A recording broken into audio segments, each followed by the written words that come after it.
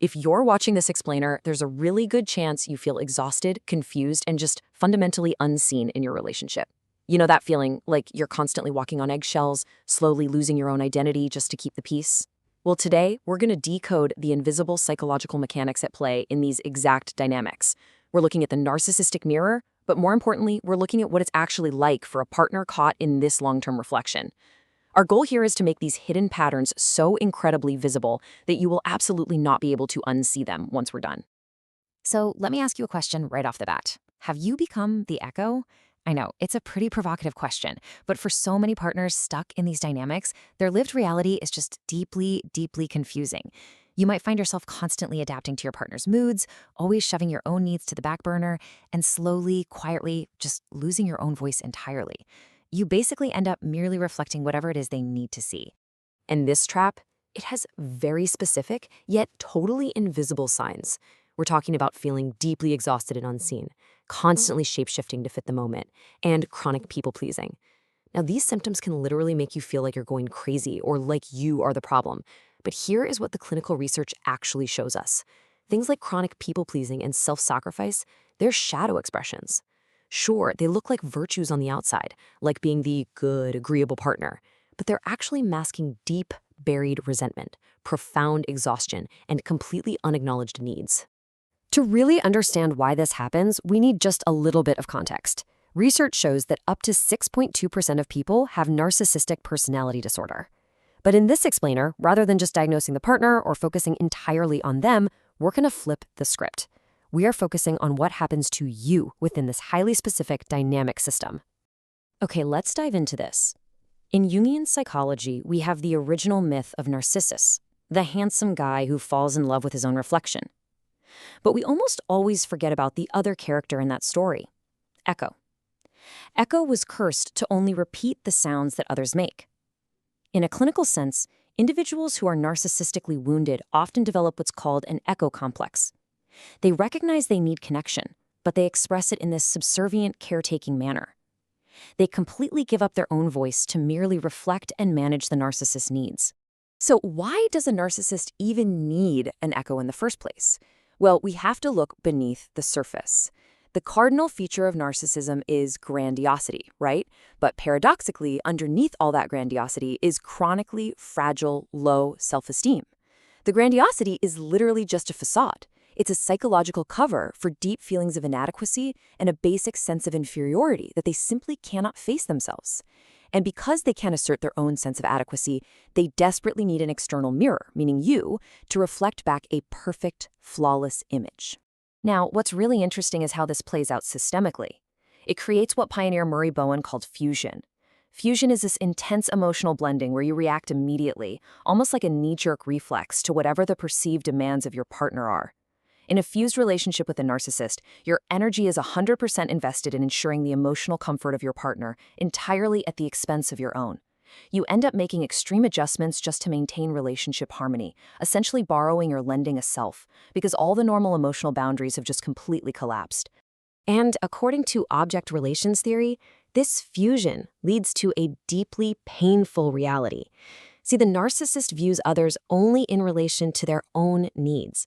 It's like, I'm not real, you're not real. You are simply an object to me. It creates this chilling funhouse mirror effect.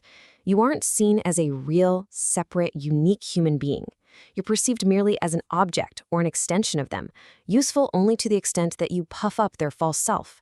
All right, this brings us to literally the most mind-bending part of the whole dynamic, a psychoanalytic concept called projective identification. Because the narcissist has a split psyche and absolutely cannot tolerate their own shame, inadequacy, rage, or chaos, they project those unwanted aspects directly into you. But they don't just stop at projection. No, they then relate to you as if you genuinely possess those terrible qualities. You literally become the container for everything they despise in themselves. Let's walk through how this actually builds into an insidious 3-step mirroring trap. Step 1, your partner projects their inner chaos onto you. Step 2, they implicitly or explicitly induce this behavior in you. They might provoke you with relentless teasing, criticism, or blame. Then, Step 3, you unconsciously enact their chaos. You react, you get angry, you feel crazy or totally out of control. And right then, They look at you and go, see, you're the unstable one. It's a systematic provocation where you are essentially forced into acting out their disowned bad parts. And like I said earlier, once you see this pattern, you can never unsee it. So how on earth do you survive in an environment where you're both an object and a container for someone else's chaos? Well, the renowned psychologist Alice Miller explained that to survive this environment and maintain any sense of connection, the partner has to create what she called a false self. You build this highly functional persona, meticulously designed for survival, for acceptance, and for managing the moods of the person you're attached to, all while completely burying your own authentic needs.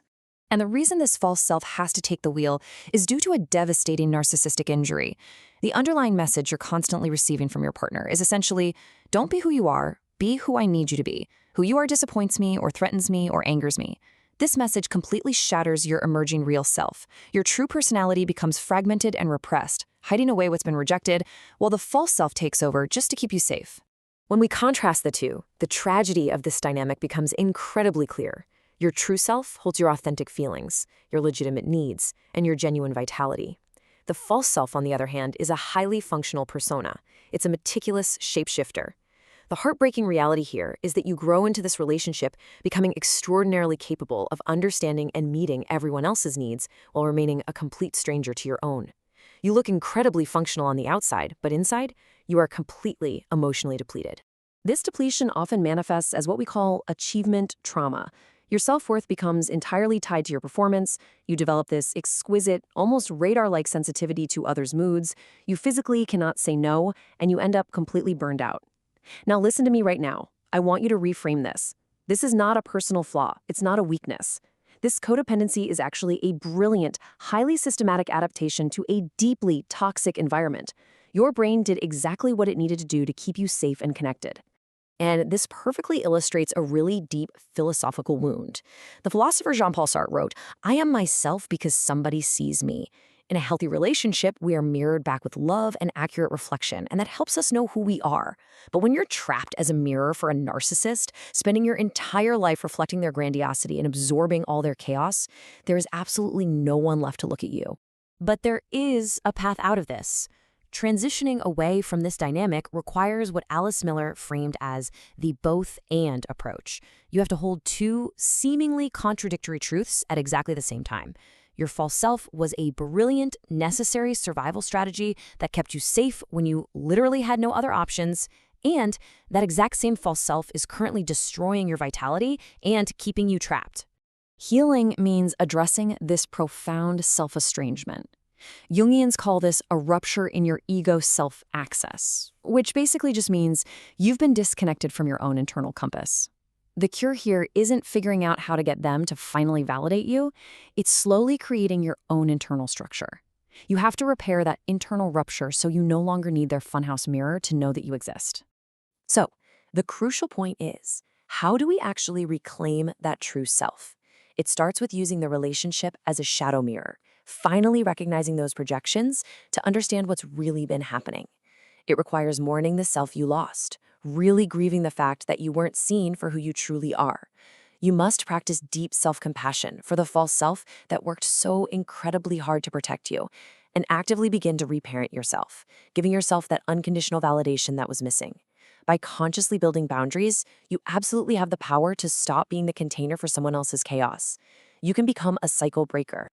Which leaves us with one final, deeply important question to ponder. Who are you when you finally step away from their mirror? When you are no longer echoing their needs, when you are no longer absorbing their projections, who is the authentic you waiting to be discovered?